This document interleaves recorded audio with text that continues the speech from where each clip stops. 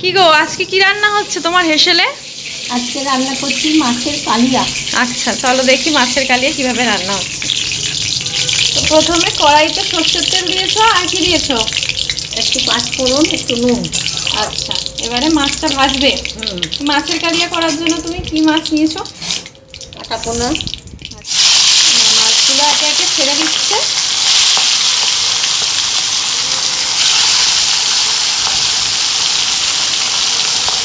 চলো মাছটা ভাজা করুক, তারপরে আমি আসছি। মাছটা ভেজে তুলে নিই, তারপর আমরা একটু কড়া ভাজা খাই, তাই মা একটু কড়া ভাজে।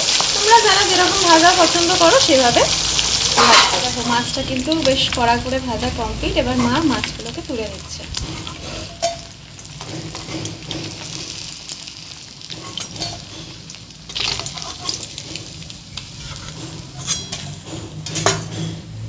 এবার যে মশলাটা রেডি করা আছে সেই মশলাটা দিয়ে দিচ্ছে। এটা দিয়ে কষতে কষতে তোমাদেরকে জানাবো যে এই মশলার মধ্যে কী কী রয়েছে।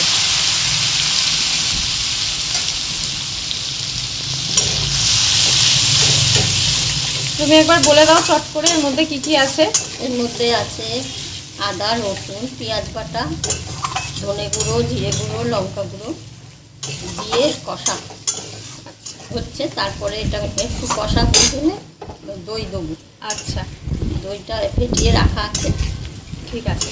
তো এখানে আপাতত জিরে, আদা, লঙ্কা আর টমেটো আছে। টমেটো দিই, টমেটো দেয়নি আজকে, দই দেবে বলে।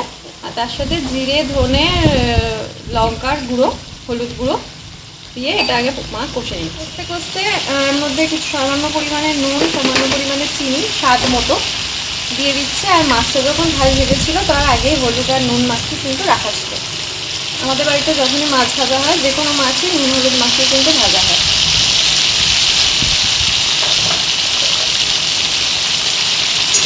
এবার এটা ভালো করে একটু কষিয়ে আসে, কষিয়ে নিই। তারপরে যখন দইটা অ্যাড করবে তোমাদের সাথে বেশ কিছুটা কষানো হয়ে গেছে, তেলটা হালকা ছেড়ে এসছে। এবার আমার দই দিয়ে দেবে। 3টে মাছ আছে, তাই জন্য সামান্য একটু টক দই। কারণ আমরা 3 জন। হ্যাঁ, এবারে সুন্দর করে এটা।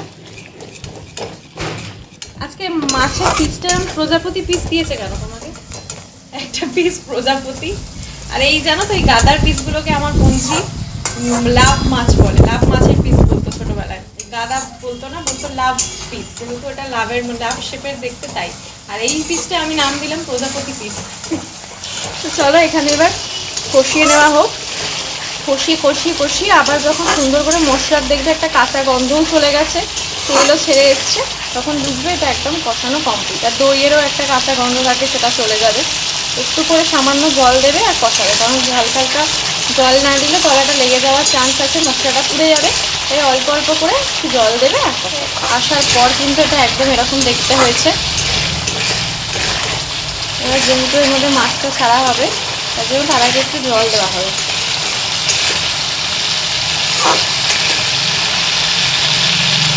জলটা দিচ্ছে, ওই মশলা ধোয়া বাটিটারই জলটা দিচ্ছে। আর একটু, আর মাছটা কিছুটা জল টেনে নেবে। এবারে মাছগুলোকে ছেড়ে দেবো এটাই।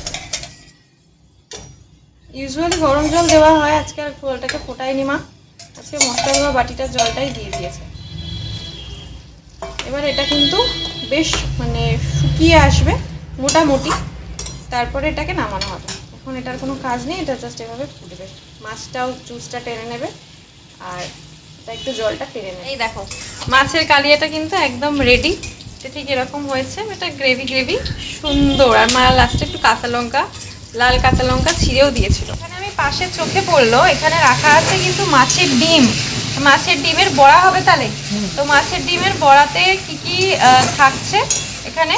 বেসন, পেঁয়াজ কুচো, হ্যাঁ, লঙ্কা কুচি আর বেসন। আচ্ছা, পেঁয়াজ কুচি, লঙ্কা কুচি আর অল্প একটু সামান্য বেসন, নুন হলুদ আর হলুদ একটু দিয়েছে। এবার এটাকে মিক্স করে বড়া বানানো হবে। তাহলে একটা ভিডিওতে কিন্তু তোমরা দুটো রেসিপি আজকে পাচ্ছ। এক হচ্ছে মাছের ডিমের বড়া, আর দ্বিতীয় হচ্ছে মাছের কালিয়া।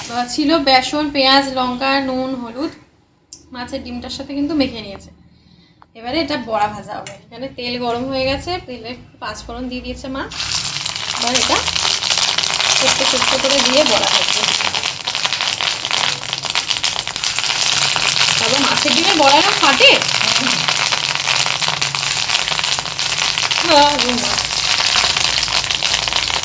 আবার ছ্যাঁকা ট্যাঁকা খেয়ে তেলের চিটে খেয়ে আমি চলে এসেছি। একটা পিঠ ভেজে মা উল্টে দিয়েছে। এবারে একদম বড়াগুলো ভেজে তুলে নেবে, লাল লাল করে একটু ভাজা হবে, তারপরে তুলবে। কিন্তু আমি জানতাম না গাইস যে মাছের ডিম এরকম ছেটে। বাবারে বাবা, এই দেখো এখানে কিন্তু বড়া ভাজা কমপ্লিট। আর আরও কিছু যেগুলো রান্না হয়েছে ওগুলো নিয়ে নিই। গরমের মধ্যে ভাল লাগছে না এত কিছু খেতে, তো আমি শুধু ভাত, মাছের ডিমের বড়া, তার সাথে মাছের কালিয়াটা, আর এখানে কিন্তু শসা আর লেবু নিয়ে আমি বসেছি। চলো আমি এবার এই দুটো দিয়ে লাঞ্চটা কমপ্লিট করি। আর তোমরা অবশ্যই জানিও না তোমাদের এই রেসিপিটা কেমন লাগলো, আর নেক্সট তোমরা কি রেসিপি চাও, ভেজ ননভেজ বোথ, তোমরা কমেন্ট করে জানাতে পারো। আর এই ভিডিওটা ভালো লাগলে চট করে একটা লাইক করে চ্যানেলটাকে সাবস্ক্রাইব করে দিও, আর সবার সাথে শেয়ার করে দিও। টাটা।